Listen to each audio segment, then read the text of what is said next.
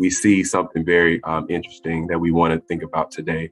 The population of white Alabamians has shrunk in terms of total number and also the percentage of the population, from 68.5% of the population to 64.1%, 68.5 in 2010 to 64.1 in 2020.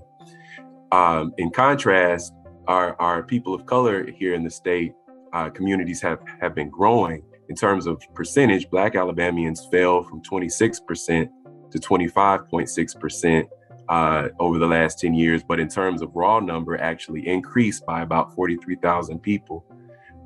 In terms of Alabamians identifying as Hispanic, that community increased from 3.9% of our population to 5.3%.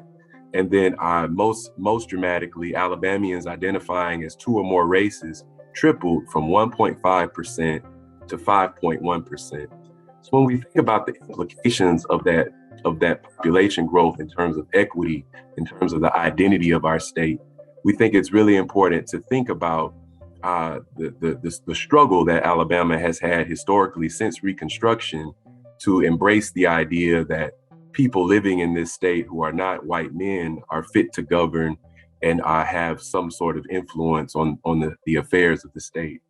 Right now, we have, if we count up the offices, including our U.S. senators, our U.S. Congress people, all of the executive committee members, such as the Commissioner of Agriculture, the Attorney General, if we add in the seats that make up the House of Representatives and the state Senate, that's about 212 different offices, also including the directorships and commissioner positions that the governor appoints.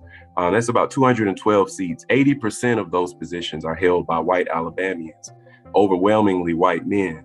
And I just mentioned that our population is 36% people of color.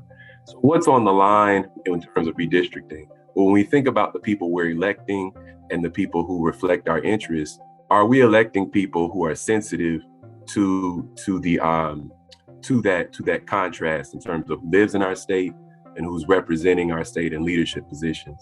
Are we electing people who are concerned about our ability to continue to grow, who are concerned about our ability to reflect the best things of this state?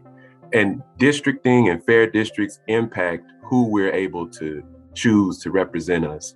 Here right now, if we're thinking about quality of life and offering a community that incentivizes people to move to this state or remain here if they were born here,